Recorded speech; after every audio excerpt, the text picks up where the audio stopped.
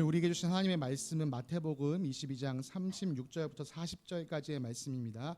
마태복음 22장 36절부터 40절까지의 말씀을 우리 한 목소리로 함께 읽겠습니다. 선생님, 율법 가운데 어느 계명이 중요합니까? 예수께서 그에게 말씀하셨다. 내 마음을 다하고 내 목숨을 다하고 내 뜻을 다하여 주 너의 하나님을 사랑하여라 하였으니 이것이 가장 중요하고 으뜸 가는 계명이다. 둘째 계명도 이것과 같은데 내 이웃을 내 몸과 같이 사랑하여라 한 것이다. 이 두 계명에 온 율법과 예언서의 본 뜻이 달려 있다. 아멘. 자리에 앉으시겠습니다. 샬롬. 샬롬. 사랑하는 성도님들의 삶에 주님의 평강과 은혜가 함께 하시기를 간절히 기도합니다. 저희가 6월 달에 마가복음을 마치고 아까 기도해 주신 것처럼 7월 달에는 히브리서 말씀을 묵상하고 있습니다. 원래대로라면 주일 본문이 히브리서 말씀이어야 할 텐데요. 저희가 이 7월 한 달간은 좀 한 가지 주제를 가지고 나누고 싶은 것이 있어서 그 본문을 벗어난 말씀을 가지고 나누고 있습니다. 제가 지난 6월에 목사 인준 교육을 다녀왔었습니다. 목사 인준 교육을 여러 사람들이랑 함께 받고 왔는데요. 여러분 혹시 이 사진에서 저를 찾으실 수 있으시겠습니까? 그죠? 제가 2명의 여인에게 이 사진을 보내봤습니다. 한 분은 저희 어머니시고 한 분은 저희 아내입니다. 여기서 날 찾을 수 있겠어? 제가 두 사람들 똑같이 물었습니다. 각자가요 한 사람씩을 지목했어요. 한 명은 맞았고 한 명은 틀렸습니다. 자, 여러분 생각하시기에 누가 맞추셨을 것 같으신가요? 저희 어머니가 맞추셨을 것 같다 생각하시는 분 손 들어주시겠어요? 아, 그러시군요. 저희 아내가 맞췄을 것 같다 하시는 분. 자, 이분들께 저희 아내가 맞췄습니다. 제가 그 상황을 딱 보면서요. 이 성경 말씀이 틀린 게 없구나. 남자가 부모를 떠나서 여자와 한 몸을 이룬다고 했는데 정말 한 몸 된 아내는 나를 찾아보는구나. 제가 그러면서요. 딱 그걸 느끼면서요. 제 충성의 대상을 정했습니다. 여러분 제가 충성의 대상을 누구로 정했을까요? 누구요? 아니요. 하나님께 정했습니다. 왜요? 하나님 말씀이 틀림이 없잖아요. 남자가 부모를 떠나 여자가 한 몸이 된다는 그 말씀이 틀림이 없는 걸 보고 야, 하나님 말씀은 틀림이 없구나. 충성은 하나님께. 그리고 저를 찾아준 고마운 마음에 아내는 사랑하고 또 이제 연로하신 부모님은 공경하기로 했습니다. 여러분. 그래서 정말 여러분 충성의 대상을 잘 정하는 것이 필요합니다. 여러분. 사실요 저는요 이 교육을 갈 때요 별다른 기대 없이 갔었어요. 그냥 어차피 총회에서 의례적으로 하는 교육이니까 뭐 거기서 1박 2일 잘 지내고 오면 되겠지 그런 생각을 했었습니다. 그런데 제가 거기서 한 가지 깨달은 사실이 있었어요. 너무 사실 많은 은혜를 받으면서 한 가지 깨달은 것이 있었습니다. 우리가 한 몸으로 하나 되어서 같은 비전, 같은 방향으로 달려나가야 한다면 우리가 정말 이 꿈을 꾸는 게 정말 중요하구나. 같은 꿈을 꾸고 있는 게 참 중요하구나. 제가 부족함에도 불구하고 한 교회의 이 담임 목회자로 세워진 것이 우리 사람의 뜻이 아니라 하나님의 뜻이 함께하는 것이라면 리더로서 맡고 있는 제가 어떤 비전을 가지고 이 직분을 감당하고 있는지 이 성도님들과 함께 잘 나누는 것이 필요하다라는 것을 깨닫게 되었습니다. 그래서 오늘부터 한 2, 3주간의 시간, 지금 뭐 생각으로는 다음 주까지이긴 하지만 사실 주님께서 주시는 마음에 따라서는 한 주 더 이야기를 나눌 수 있을 것 같습니다. 그래서 한 2, 3주 정도 우리가 함께 이것을 나누기 원합니다. 오늘 그 첫 번째 시간입니다. 제가 겨자씨교회에서 담임 목회자로 지낸 지가 이제 1년이 되었습니다. 작년 7월 1일부터 담임 전도사로 시작해서 10월에 이제 목사 안수를 받고 담임 목사로 삶을 살아가고 있습니다. 여러분 제가 한 교회의 담임 목회를 맡는 것이 제 인생에 이렇게 일찍 찾아올 거라고는 예상하지 못했습니다. 참 사람이 자기 앞길을 계획할지라도 그 걸음은 인도하시는 분이 우리 주님이시라고 성경에서 말하는데요. 참 저는 다 알지 못하지만 그 주님의 인도하심을 믿으면서 지금도 한 걸음 한 걸음 걸어나가고 있습니다. 제가 담임 목회자로 세워지기 위해서 교회에서 이 청빙질의서를 받고 거기에 답을 했었습니다. 청빙질의서의 첫 번째 질문이 뭐였냐? 저의 목회 철학이 무엇이냐라고 묻는 것이었어요. 여러분 거기에 제가 어떤 답을 했는지 혹시 기억하시는 분이 계시나요? 센스가 있으시다면 오늘 설교 제목을 빨리 훑어보시는 것도 좋을 것 같습니다. 네, 하나님을 기쁘시게 사람을 행복하게. 제가 가진 목회 철학이자 비전이며 또 목표입니다. 누군가 저에게 당신은 왜 그런 목회 비전을 가지고 있습니까? 왜 그런 목회 철학을 가지고 있습니까? 라고 묻는다면 저는 그 이유를 간단하게 설명할 수 있습니다. 그것은 우리가 방금 읽었던 성경 말씀 때문입니다. 우리가 읽었던 이 본문 말씀처럼요, 율법학자가 다가와서 예수님께 물었어요. 하나님이 주신 율법 가운데 가장 중요한 것이 무엇입니까? 우리 예수님께서는 아주 간결하게 답해 주셨습니다. 하나님을 사랑하는 것, 그리고 이웃을 사랑하는 것. 예수님께서는요, 제자들에게 새 계명을 준다고 하실 때도 너희가 서로 사랑하라는 말씀을 해주셨습니다. 예수님의 계명을 지키는 사람이 곧 예수님을 사랑하는 사람이라고 말씀하셨죠. 이런 모든 말씀들을 종합해 봤을 때 그리스도인에게서 가장 중요한 것은 사랑입니다. 사랑이야말로 우리가 구원받은 하나님의 백성으로서 그리스도인으로서 마땅히 행해야 하는 바라고 믿습니다. 여러분, 근데 사랑한다라는 말이 조금 추상적으로 느껴질 수 있을 것 같아요. 그래서 사랑을 어떻게 내가 구체적으로 하고 있다는 게 어떻게 드러날까? 여러분, 제가 저희 아내를 사랑합니다. 그래서 저희 아내가 기뻐하는 것을 제가 원합니다. 여러분, 제가 저희 딸 하늘이를 사랑합니다. 그래서 저희 딸 하늘이가 행복하기를 원합니다. 여러분, 제가 하나님을 기쁘시게 사람을 행복하게 만들고 싶은 것도 같은 이유입니다. 제가 사랑하는 하나님께서 저로 인하여 기뻐하시길 원하며 또 제가 사랑해야 하는 이웃들이 저로 인하여 행복해지기를 원하기 때문에 이런 목회 비전을 가지고 있습니다. 그래서 오늘 이 첫 번째 시간으로요, 하나님을 기쁘시게 하는 일이 무엇인가에 대해서 함께 생각하기 원합니다. 여러분, 누군가를 기쁘게 해야 하려면요, 꼭 해야 하는 일이 있습니다. 그것은 상대방이 무엇을 기뻐하는지를 알아야 하는 거죠. 많은 분들이 이제 저희 교회 분들은 다 아시지만 제가 사실 커피를 잘 마시지 않습니다.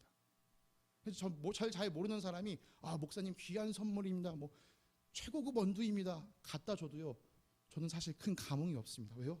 제가 커피를 별로 좋아하지 않기 때문에.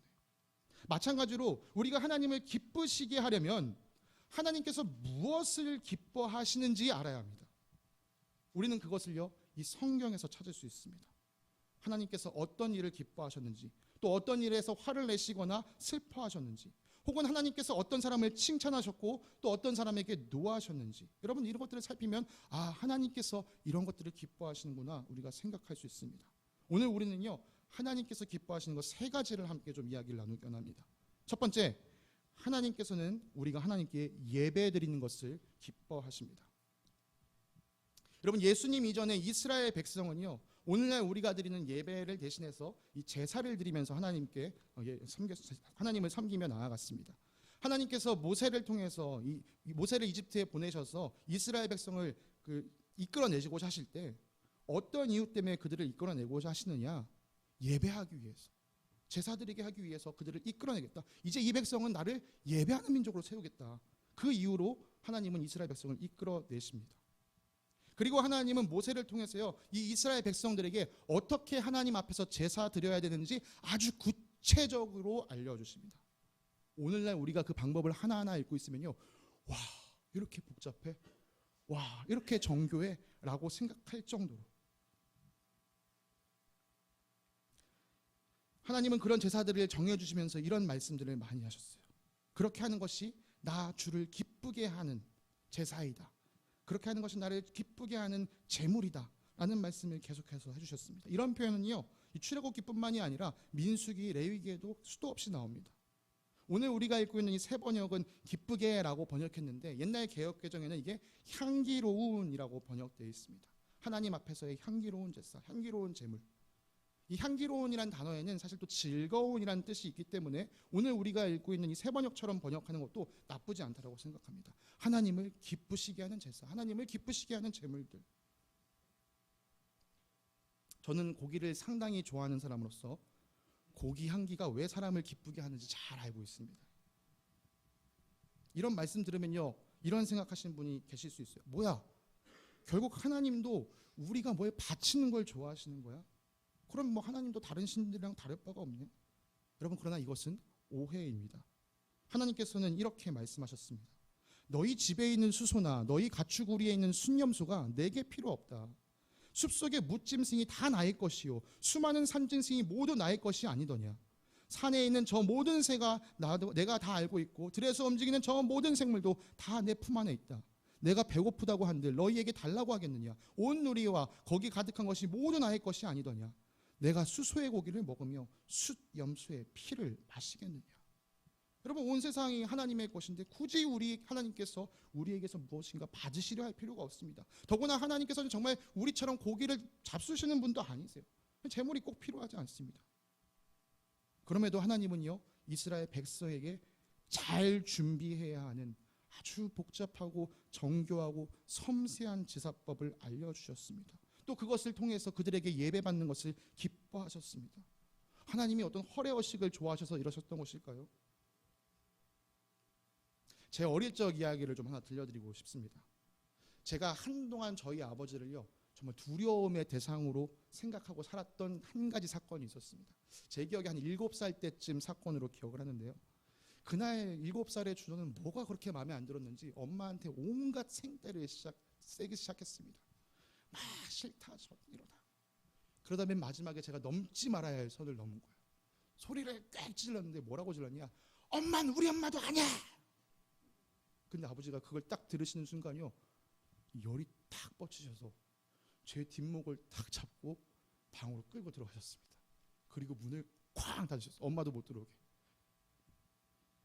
그 이제 방어 기제 중에 일종인 이제 블랙아웃이라고 하죠. 저는 방문이 닫힌 순간부터 잠시 동안의 기억이 정말 없습니다.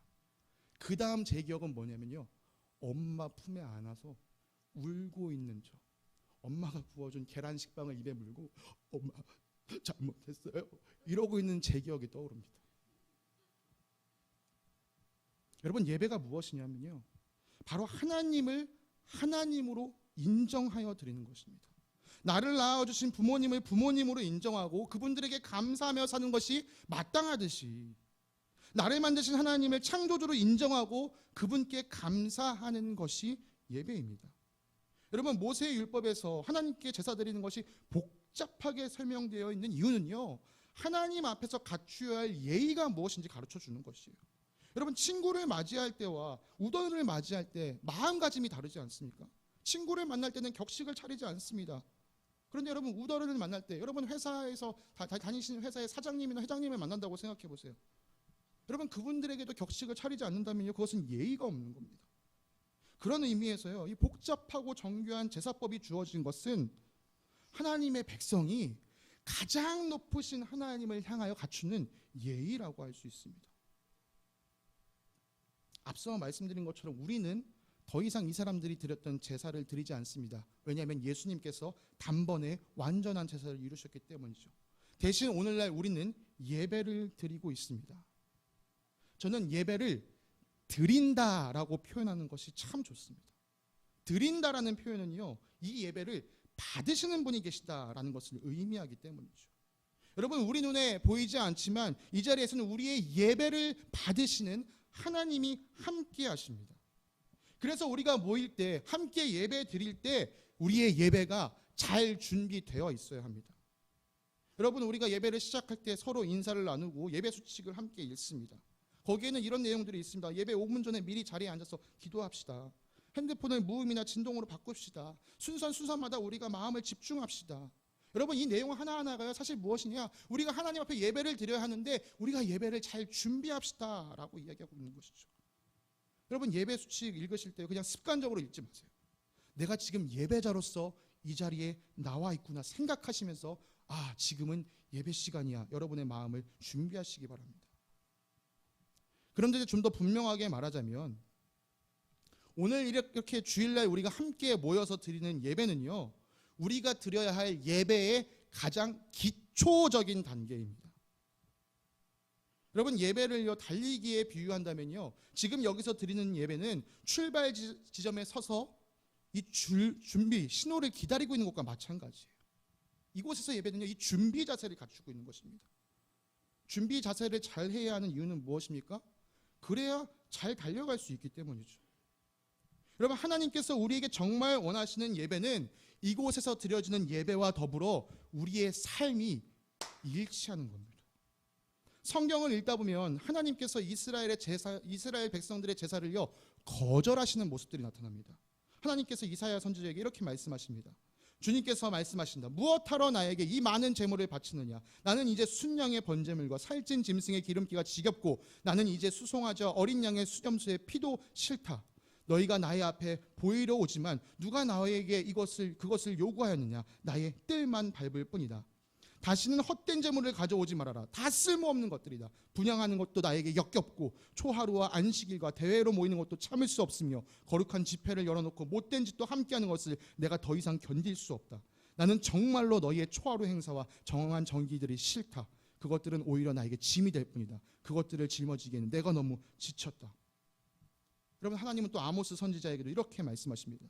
나는 너희가 벌이는 절기 행사들이 싫다. 역겹다. 너희가 성회로 모여도 도무지 기쁘지 않다. 너희가 나에게 번제물이나 곡식 제물을 바친다 해도 내가 그 제물을 받지 않겠다. 너희가 화목제로 바치는 살찐 짐승도 거들떠보지 않겠다. 시끄러운 너의 노랫소리를 나의 앞에서 집어치워라. 너의 검은 고소리도 나는 듣지 않겠다.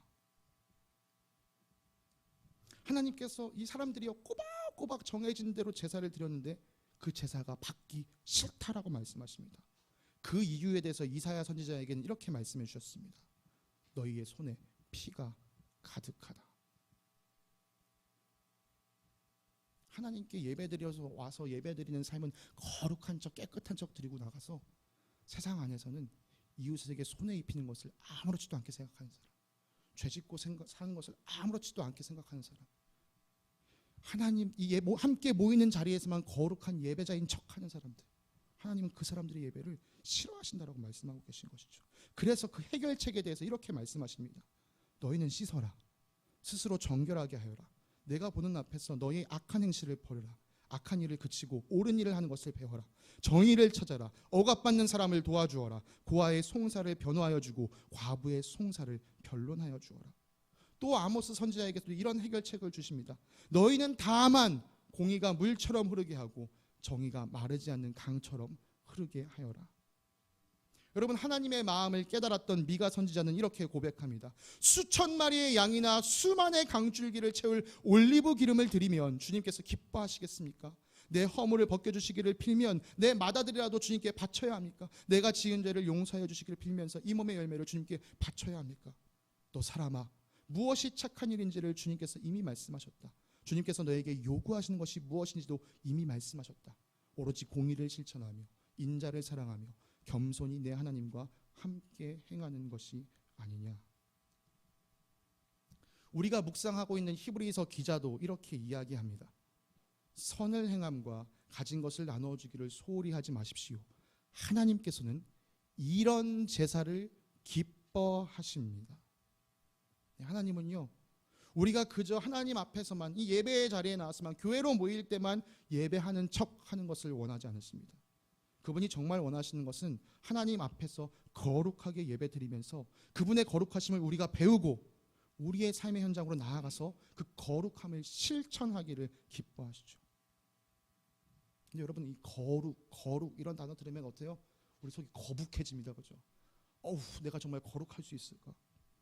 왜냐면요, 우리가 거룩을요 오해하고 있기 때문입니다.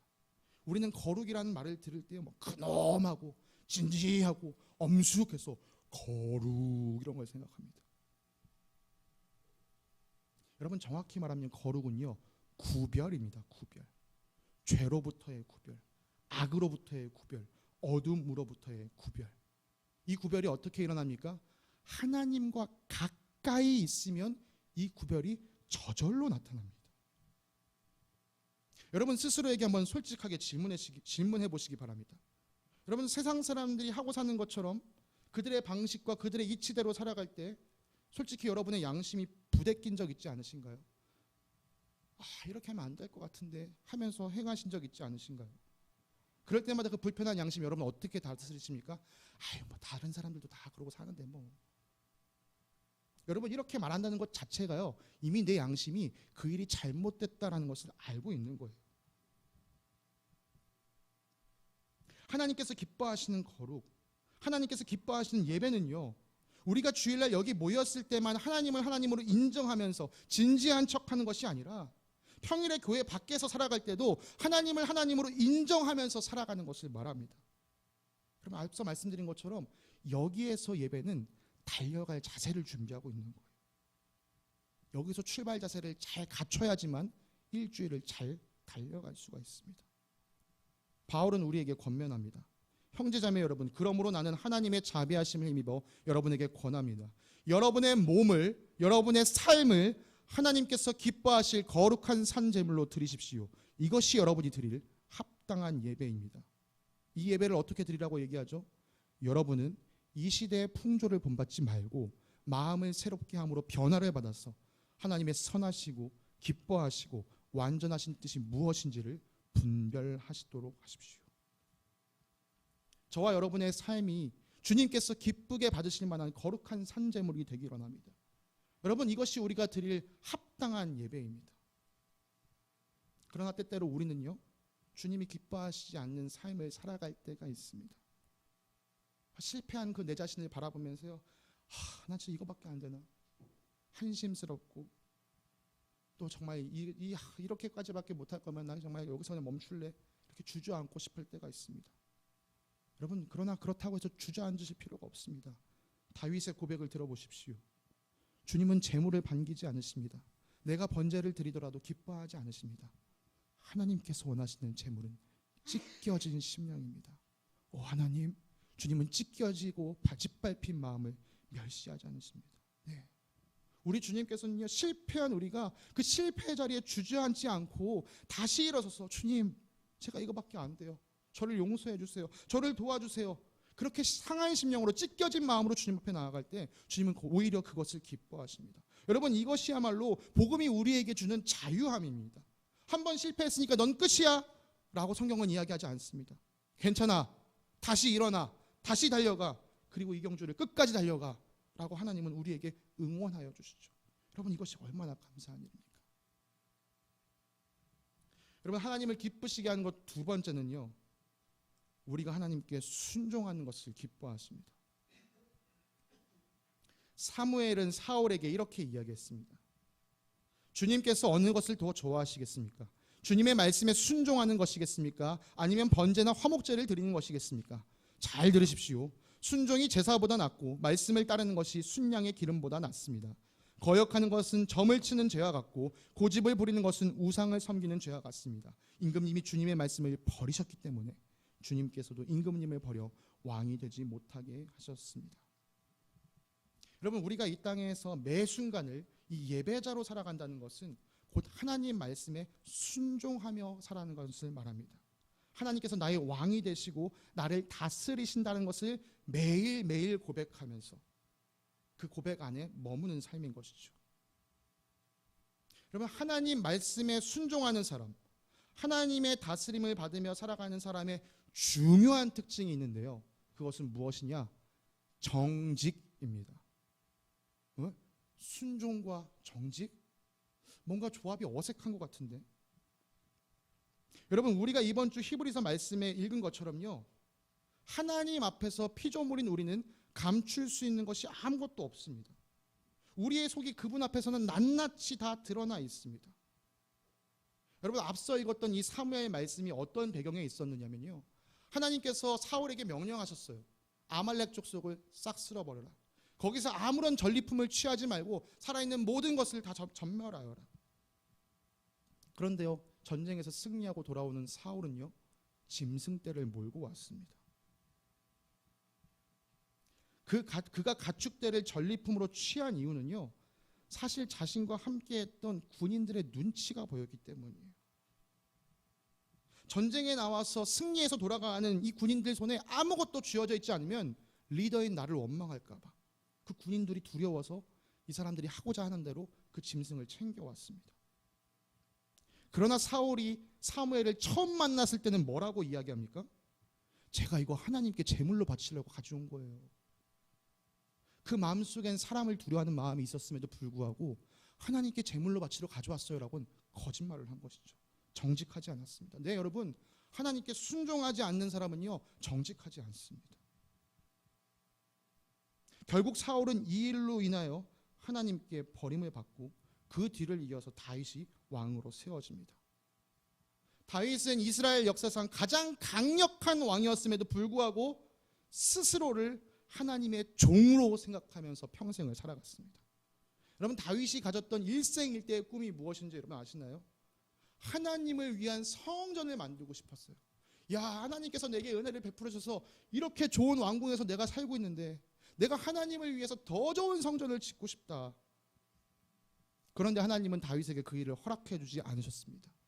왜냐하면 그는 전쟁을 치르면서 너무 많은 피를 흘렸기 때문이죠. 하나님은 다윗을 대신해서 그의 아들 솔로몬이 성전을 짓게 하셨습니다. 여러분, 다윗 입장에서는 그렇게 하고 싶었던 일을 못하게 되었으니까 얼마나 아쉬웠겠어요. 그런데 다윗은 그것을 아쉬워하지 않습니다. 도리어 아들 솔로몬이 성전을 지을 수 있는 모든 준비를, 모든 재료들을 기쁨으로 준비해 줍니다. 그렇게 모든 재물을 다 준비해 놓고 다윗이 어떤 고백을 했는지 여러분 들어보시기 바랍니다. 나의 하나님, 주님께서는 사람의 마음을 헤아리시고 정직한 사람을 두고 기뻐하시는 줄을 제가 압니다. 나는 정직한 마음으로 기꺼이 모든 것을 바쳤습니다. 이제 여기에 있는 주님의 백성이 주님께 기꺼이 바치는 것을 보니 저도 마음이 기쁩니다. 여러분, 하나님께서 어떤 사람을 기뻐하신다고 다윗이 고백하나요? 정직한 사람이라고 얘기합니다. 순종의 사람이라고 말하면 우리가 이해할 것도 더 쉬울 것 같은데요, 다윗은요, 하나님께서 정직한 사람을 기뻐하신다라고 말합니다. 다윗의 아들 솔로몬도 역시 하나님께서 정직한 사람을 기뻐하신다는 사실을 우리에게 여러 번 강조하여 줍니다. 속이는 저울은 주님께서 미워하셔도 정확한 저울 주는 주님께서 기뻐하신다. 주님은 마음이 삐뚤어진 사람은 미워하시지만 올바른 길을 걷는 사람은 기뻐하신다. 주님은 거짓말을 하는 입술은 미워하시지만 진실하게 사는 사람은 기뻐하신다. 제가 두 번째 하나님께서 기뻐하시는 것이 무엇이냐라고 이야기할 때 시작을요, 주님께서는 우리가 순종하는 것을 기뻐하신다라고 말씀드렸습니다. 근데 지금 계속 정직한 것을 기뻐하는 것을 말씀드리고 있죠. 아직까지 이 순종과 정직이 어떻게 연결되는지 좀 의아하신 분들이 계시리라고 생각합니다. 여러분, 이것을 연결하는 중요한 키는 우리 예수님의 말씀에 있습니다. 예수님께서 우리에게 정직을 이렇게 가르쳐 주십니다. 너희는 예 해야 할 때 예라고 말만 하고 아니요 할 때에는 아니요라고 말만 하여라. 이보다 지나치는 것은 악에서 나오는 것이다. 여러분, 예수님께서 어떤 말씀을 하시다가 이런 말씀을 하시냐면요, 맹세하지 말아라. 너희는 도무지 맹세하지 말아라. 정말 성경에는 아예 맹세하지 말아라, 이런 말씀을 하십니다. 여러분, 왜 예수님께서 이렇게 절대 맹세하지 말라고 가르치실까요? 왜냐면요, 우리는요, 우리 말을 100% 지킬 수 있는 존재가 아니기 때문입니다. 여러분, 내가 누군가한테 맹세를 했어요. 그런데 그 맹세를 지키지 못할 상황이 벌어졌습니다. 그러면 나는 결국 거짓말한 사람이 되는 거예요. 우리는요, 우리 말을 완전하게 이룰 수 있는 힘이 없습니다. 그래서 우리는요, 맹세하지 말고 그냥 그 상황에 따라서 예 해야 될 때면 예, 아니요 해야 될 때면 아니요라고 말을 해야 합니다. 맹세를 한다는 것은요, 내가 내 말을 지킬 힘이 나한테 있다, 내 삶의 주권이 나에게 있다라고 착각하는 사람이 하는 행동입니다. 그러므로 내 삶의 주권이 내게 있지 않다, 내 삶은 부여받은 것이다, 나는 청지기로서 이 땅을 살아가고 있다, 내 삶의 주권은 우리 하나님께 달려있다 라고 생각하는 사람은 결코 함부로 맹세하지 않습니다. 주님이 허락하셔야지만 내가 할 수 있다라고 고백하죠. 예수님의 동생 야고보가 이렇게 이야기했습니다. 오늘이나 1년, 내일 어느 도시에 가서 1년 동안 거기에서 지내며 장사하여 돈을 벌겠다 하는 사람들이여 들으십시오. 여러분은 내일 일을 알지 못합니다. 여러분의 생명이 무엇입니까? 여러분은 잠깐 나타났다가 사라져버리는 안개에 지나지 않습니다. 도리어 여러분은 이렇게 말해야 할 것입니다. 주님께서 원하시면 우리가 살 것이고 또 이런 일이나 저런 일을 할 것이다. 세상 사람들은요, 내 삶의 주권이 내게 있다라고 생각하면서 내 삶을 내가 이끌어가겠다라고 말합니다. 그러나 여러분, 우리는 내일 일을 알지 못합니다.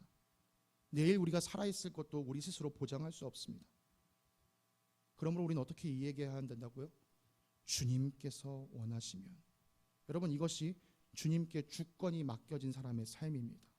주님께 주권을 맡기면요, 그 사람은 당연히 주님께 순종하며 살 수밖에 없습니다. 주님께 순종하면서 이렇게 말을 하기 때문에 그 사람은 정직한 인생을 살게 되는 것입니다.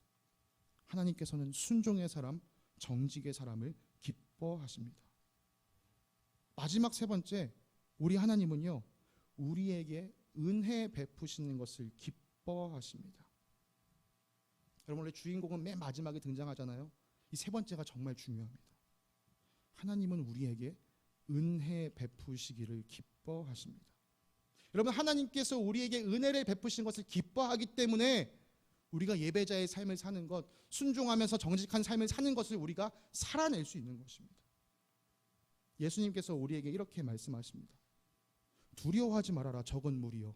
너희 아버지께서 그의 나라를 너희에게 주시기를 기뻐하신다.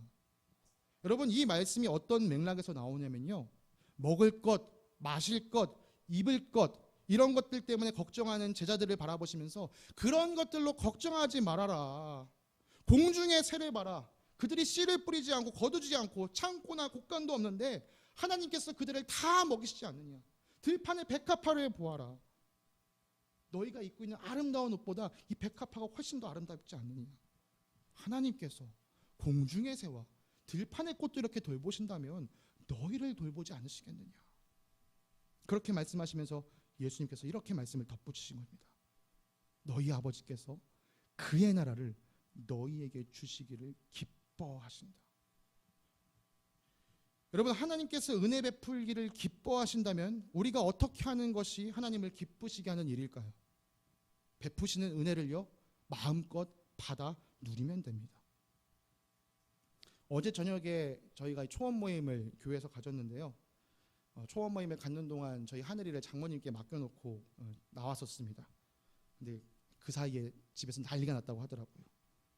하늘이를 장모님께서 돌봐주고 계시는데 하늘이가 잠투정과 동시에 배가 고프다고 밥투정을 하기 시작한 거예요. 얘가 이 두 가지가 터지면 막을 길이 없는 아이인데요. 장모님이 급하게 분유를 타서 애 입에 물려주려고 했는데도 울면서 먹는 걸 거부하는. 그 어때요? 지금 어머니는 밥을 주려고 하는데 밥이 있는데도 울면서 그걸 거부하니까 자기는 더 배가 고파요. 그러니까 더 크게 울어요. 결국 지쳐서 자기가 못 올 때쯤 돼서 먹기 시작했습니다. 장모님이 그 시간을 겪으시면서 얼마나 진땀을 빼셨는지 집에 돌아가서 보니까 정말 눈 다크서클이 이렇게 이만큼 내려오셨더라. 여러분, 분명 만마를 먹여 주시는 할머니가 있었습니다. 그것을 받아들이지 않았던 하늘이가 있었던 것이죠. 하나님의 은혜가 없는 것이 아니고요, 하나님의 은혜는 주어지고 있는데 그것을 거절하고 있는 우리가 있을 뿐입니다. 우리 예수님은 본인이 왜 이 땅에 오셨다라고 말씀하십니까? 나는 양들이 생명을 얻고 또 넘치게 얻게 하려고 왔다. 개역개정에는요, 풍성히 얻게 하려 왔다라고 기록되어 있습니다. 여러분, 이것 보더라도요, 우리 하나님은 정말 우리에게 은혜를 베푸시기를 기뻐하시는 분이십니다. 여러분, 하나님께서 은혜 베풀기를 기뻐하신다는 것은 창조 때부터 이미 나타난 일입니다.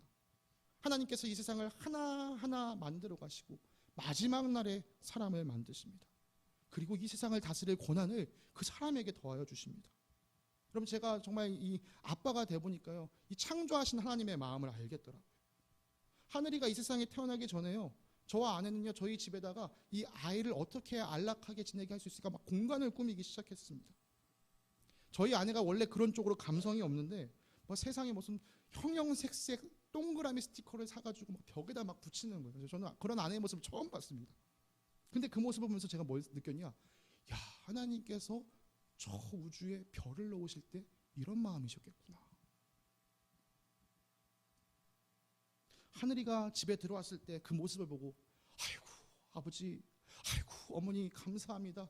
저를 위해 이 모든 것을 준비해 주셨군요. 돈이 꽤 들어가셨을 텐데 제가 천천히 갚아 나가겠습니다. 여러분, 저에게 이런 말을 했을까요? 그렇지 않아요. 그러나 저희는 그 공간을요, 하늘에게 내어주는 게 너무나도 기쁨이었습니다. 그걸 보면서 느꼈어요. 아, 이게 창조하시는 하나님의 마음이었구나. 하나님은요, 우리에게 이 창조 세계를 풍성하게 베풀어 주셨습니다. 우리 눈에 보이는 이 피조 세계뿐만이 아니라 우리가 앞서 읽었던 말씀처럼요, 영원한 하나님의 나라를 우리에게 상속시켜 주시는 것을 기뻐하는 하나님이십니다. 그래서 하나님은요, 우리를 자녀 삼는 것도 기뻐하시는 것이죠. 하나님은 하나님의 기뻐하시는 뜻을 따라 예수 그리스도를 통하여 우리를 하나님의 자녀로 삼으시기로 예정하신 것입니다. 우리를 자녀 삼기 위해 죄의 노예로 살고 있는 우리를 건지셔서 영생을 얻게 하셨습니다. 네, 하나님은 우리를 구원하셨습니다. 이 구원마저도 어떻게 주어집니까? 선물로 주어집니다. 선물은요, 내가 어떤 노력의 대가를 들여서 받는 것이 아니에요. 거저 받는 겁니다.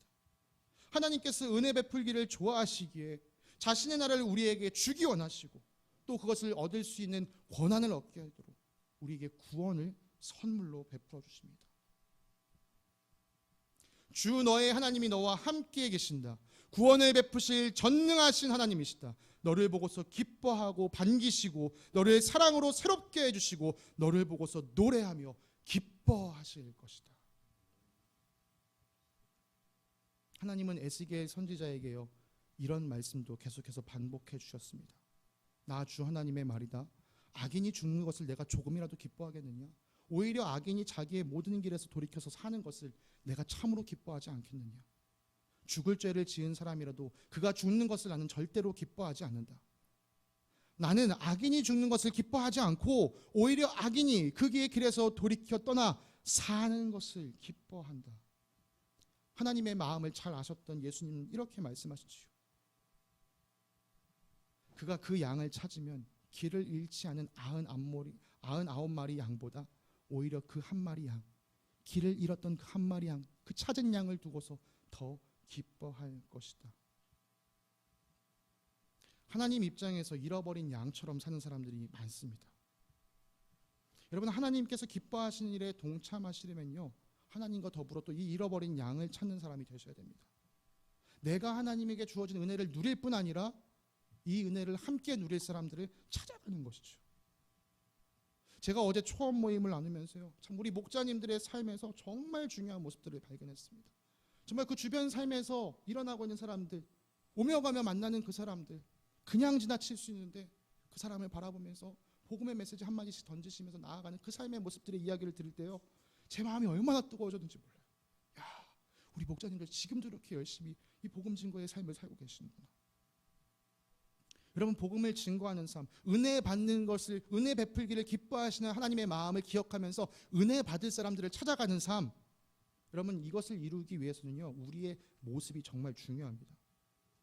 우리가 믿고 있는 바, 하나님께서 우리를 구원하시기를 기뻐하신다는 사실을 믿으면서 내가 이미 은혜로 받은 이 구원을 다른 사람에게 나눠주기 위해서는요 여러분 세상과 구별된 삶을 사셔야 합니다. 세상 사람들과 똑같이 살면서 야 내가 믿는 하나님이 진짜야 라고 이야기하면 그 이야기 들을 사람 아무도 없습니다. 너나 나라 다를 바가 없는데 왜 네가 믿는 하나님은 진짜냐? 이렇게 물어보죠. 그러나 우리가 세상과 구별된 삶을 살아가면 말하지 않아도 그 사람들은 궁금해합니다. 쟤는 왜 나랑 다르지? 쟤는 왜 나랑 구별된 삶을 살아가지? 여러분, 세상과 구별되는 가장 확실한 방법, 그것이 바로 아까 위에서 살폈던 정직하게 사는 것입니다. 세상과 구별되는 이 거룩, 이 정직을 배우기 위해서 오늘 우리가 이 자리에 모여서 예배 드리고 있는 것입니다. 여러분, 정직하게 사는 것과 예배자로 사는 이 모든 것이요 우리에게 은혜를 베풀기를 기뻐하시는 하나님이 계시기 때문에 우리가 도전할 수 있는 삶인 것이죠. 여러분, 말씀을 마무리하기 원합니다. 하나님을 기쁘시게, 사람을 행복하게. 여러분, 오늘 그 첫 시간으로요 하나님을 기쁘시게 하는 것들을 함께 살펴보았습니다. 하나님은 우리가 예배 드리는 것을 기뻐하십니다. 이곳에 모여 함께 드리는 예배도 기뻐하시지만 우리가 흩어져서 삶에서 예배 드리는 것을 기뻐하십니다. 하나님은 우리가 하나님 말씀에 순종함으로 정직하게 사는 것을 기뻐하십니다. 하나님의 주권을 인정하는 사람만이 진정한 정직의 삶을 살아낼 수 있습니다. 끝으로 하나님은 우리에게 은혜 베풀기를 기뻐하십니다. 은혜 베풀기를 기뻐하시는 하나님은 그 하나님을 기쁘시게 하기 위해서 우리 역시 받는 은혜 충만하게 누리면서 옆에 있는 사람들도 이 은혜를 받을 수 있도록 은혜를 전하여 주어야 합니다. 사랑하는 성도님들, 이곳에 모인 우리 모두가 이 은혜 베풀기를 기뻐하시는 하나님을 바라보면서 그분이 풍성하게 여러분 삶에 부어주시는 그 은혜를 듬뿍 누리시면서 하나님께서 기뻐하시는 삶, 예배자의 삶과 순종하며 정직한 삶을 살아내시기를 간절히 기도합니다. 함께 기도하도록 하겠습니다. 우리에게 풍성한 은혜를 베풀기를 기뻐하시는 하나님 아버지, 감사합니다. 주님이 베푸시는 풍성한 은혜를 누리며 주님께서 기뻐하시는 삶을 살아내는 저희들 되기 원합니다. 오늘 드려진 예배가 주님께서 기뻐하실 만한 예배였기를 간절히 원합니다. 또 이 예배를 마치고 각자의 삶으로 돌아갈 때에 그곳에서 거룩한 예배자로 살아내기를 간절히 소망합니다. 주님의 주권 아래 머물며 정직한 삶을 살아내는 저희들 되게 하여 주시옵시고 주님이 주시는 은혜를 누리면서 이 은혜를 잃어버린 양과 같은 자들에게 나누어 주는 저희들 되게 하여 주시옵소서. 우리 삶에서 일하실 주님께 감사드리며 거룩하신 예수 그리스도의 이름으로 기도드립니다. 아멘.